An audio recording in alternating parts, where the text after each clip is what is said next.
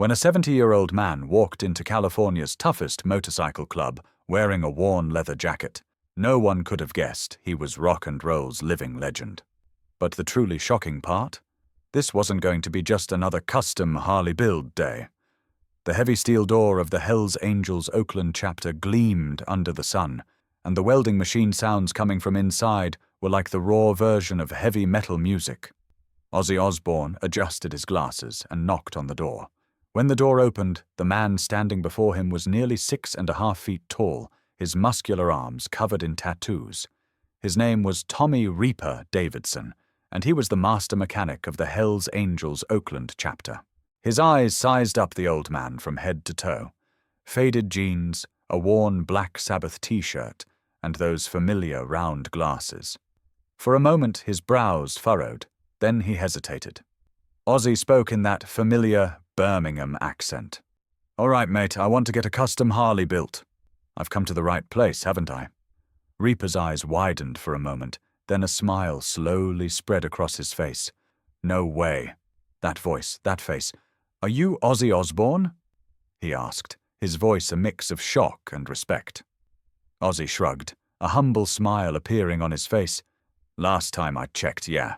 But Sharon always says, 'Ozzy, you're not a rock star anymore, you're just an old man.'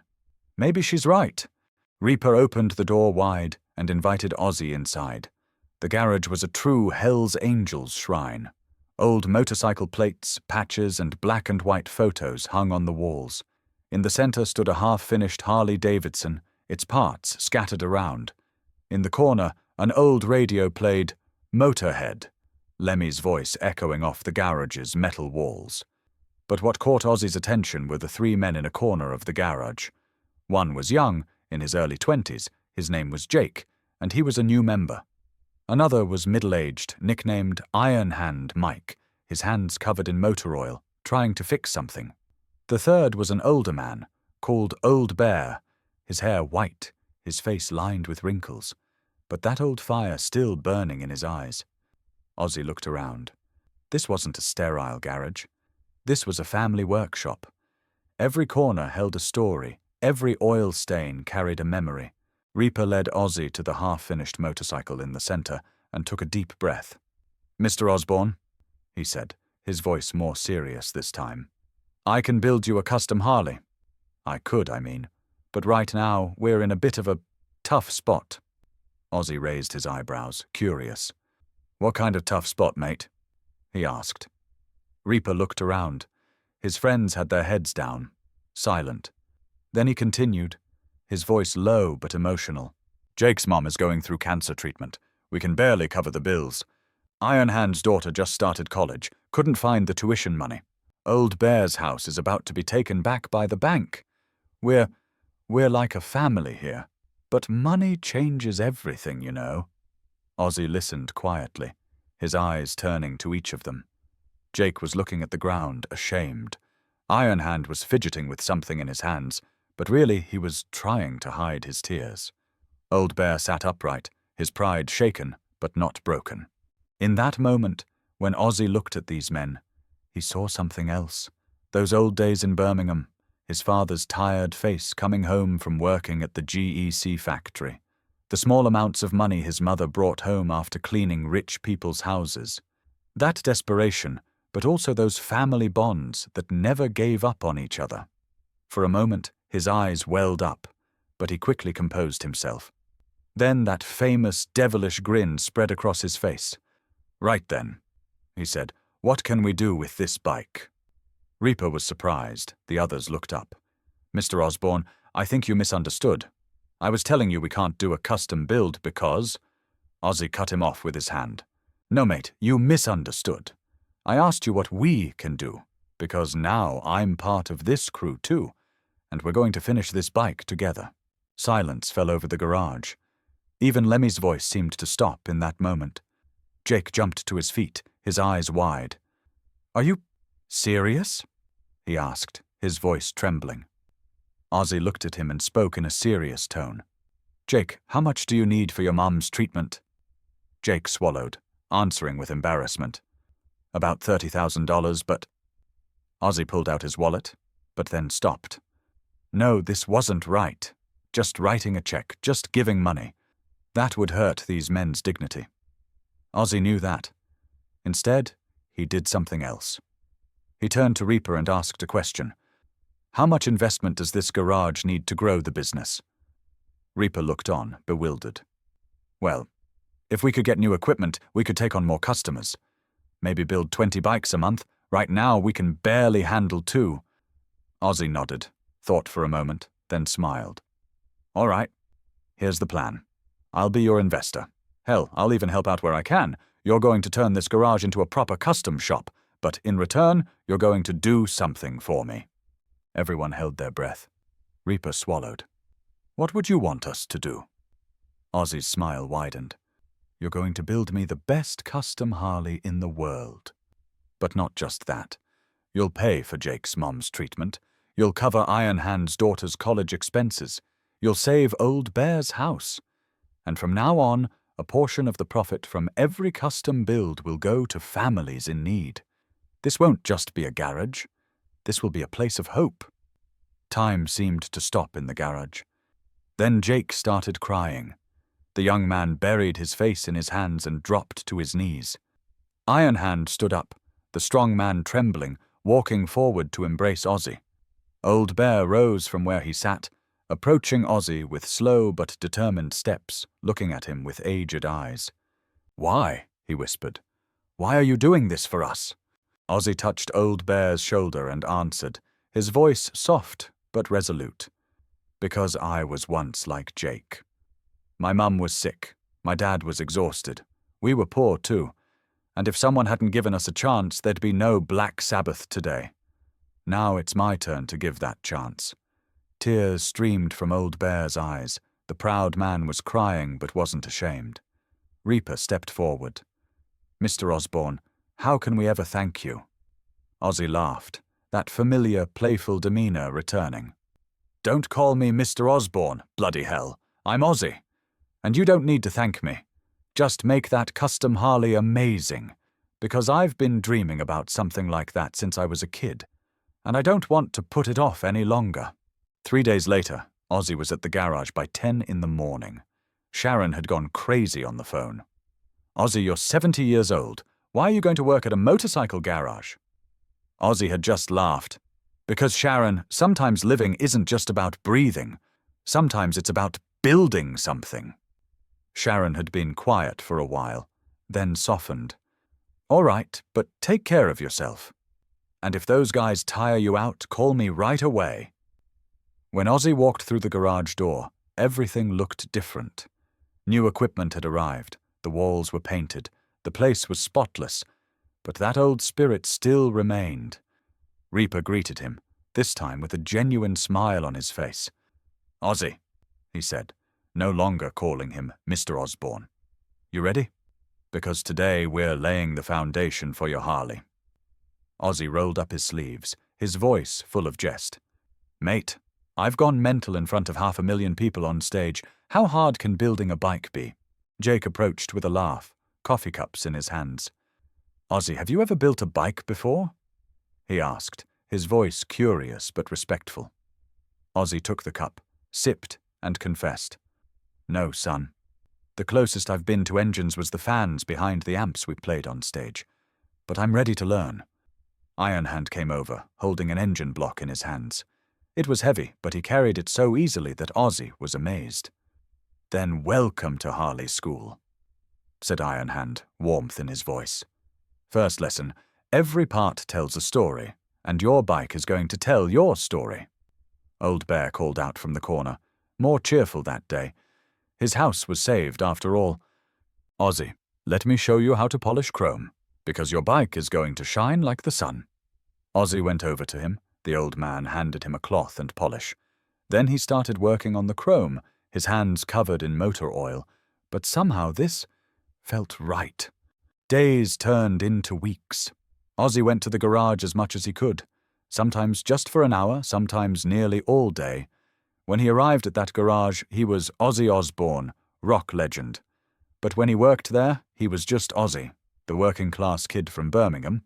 Reaper taught him how to weld. On his first attempt, When Ozzy lifted the mask and looked, the weld he'd made looked terrible. "Bloody hell," he laughed. Reaper patted his shoulder. "Was your first Black Sabbath song perfect?" Ozzy thought, then answered, "No, mate, my first song was awful, but we practiced, we got better." Reaper smiled. "Well, welding's the same. Try again." And Ozzy tried. Again, and again, and again. One evening, as the sun was setting, Ozzy sat outside the garage with Reaper. They were both tired, their hands covered in oil, but peace showed on their faces. Reaper asked, "Ozzy, I want to ask you something.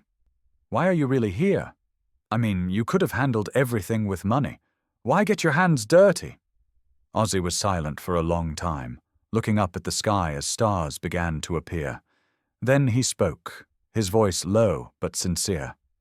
"Reaper, I was lost once too. Drugs, alcohol, crazy stuff.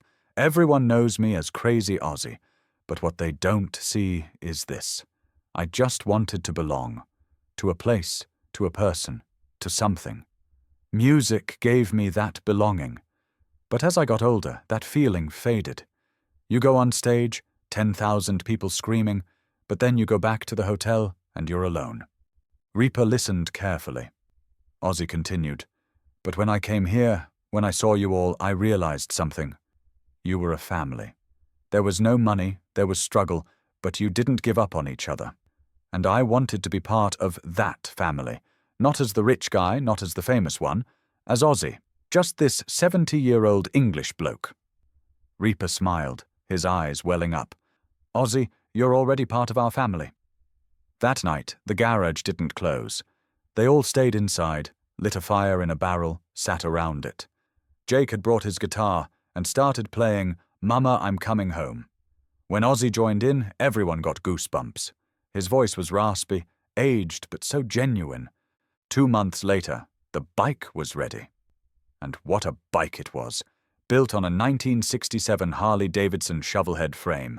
Black chrome, custom-made exhaust pipes, Ozzy's signature etched into the tank. But the most special part was the small plate on the side of the bike. It read, "Built with Brotherhood, Hell's Angels Oakland and Ozzy Osbourne, 2019. Ozzy touched the bike, running his fingers over the chrome. "This is magnificent," he whispered. Reaper came up beside him, pride filling his voice. "This isn't just a bike, Ozzy. This is all of our stories." The moment to fire up the bike for the first time had arrived. Ozzy climbed on, put the key in the ignition, turned it. The engine rumbled, then roared. That sound, that famous Harley sound, filled the garage.